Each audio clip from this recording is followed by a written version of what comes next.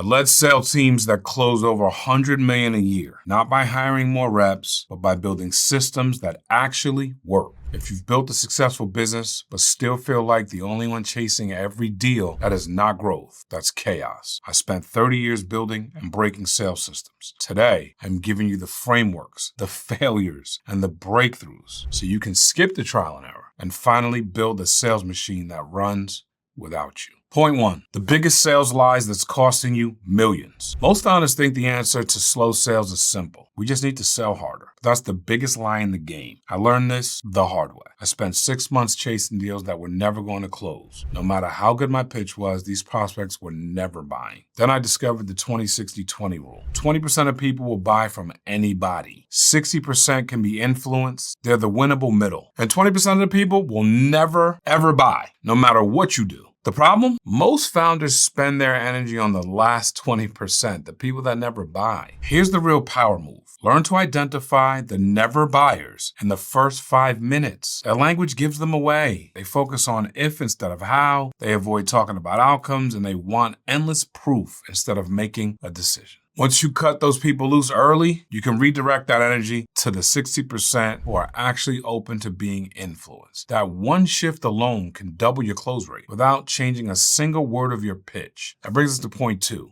Why your best month ever is actually hurting your business. Every founder has that one legendary month. Everything clicks, deals close left and right, and the team is on fire. And then you spend the next 2 years trying to recreate it. I did that myself. I thought that record-breaking month was because I'd finally mastered sales. But in reality, it was perfect timing and perfect leads and one-time alignment of the market, the message, and the momentum. I spent 3 years burning out my team trying to chase that same lightning bolt. The real lesson was this: stop obsessing over what you did and start documenting why it worked. Look at your lead sources, your timing, your market conditions, not just your technique. When you understand what actually created the results, you can design a system that reproduces success predictably, not accidentally. Because the goal isn't another record month. It's consistent $50,000 months that don't destroy your team in the process. If this is hitting home and you're realizing you've been trying to recreate that perfect month instead of building something repeatable, that's exactly what I help founders fix. Click the link below. Book a strategy call. We'll audit your sales setup, pinpoint where consistency breaks down, and map out what it would take to get you out of the sales seat for good. Point 3, the revenue ceiling nobody talks about. Every founder hits a hidden ceiling around $3 to $5 million a year and has nothing to do with market size or competition. It's when your personal network, your relationships, your referrals, your reputation can't carry the business anymore.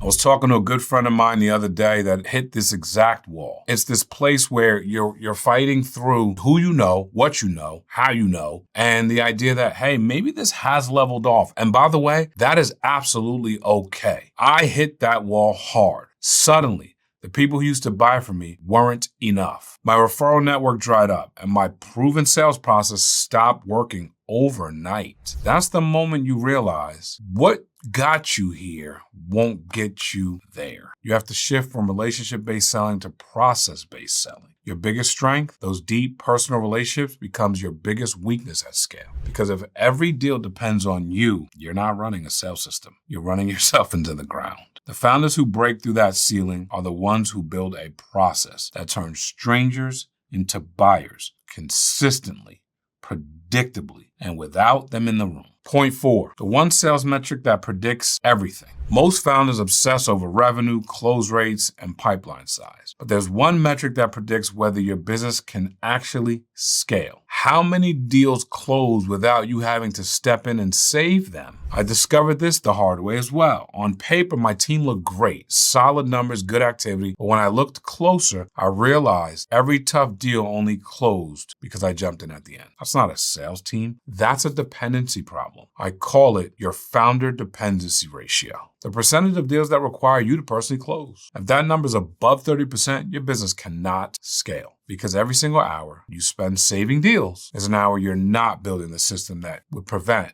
that problem in the very first place. So here's the challenge. Track it. Then start designing systems, scripts, and training that reduce your involvement one deal at a time until your team's close rate holds steady without you. That's when you know you've built a sales machine that runs on systems, not heroics. Here's the reality. You can keep being the only one closing deals, or you can build a system that works without you. I help founders make that shift every single day, from being trapped in sales to leading teams that close while they focus on growth. If you're ready to step out of the sales seat and start acting like the CEO again, click the link below. And if you want to see how I help founders break through their revenue ceiling, watch this next video. Why most founders hit 3 million and get stuck.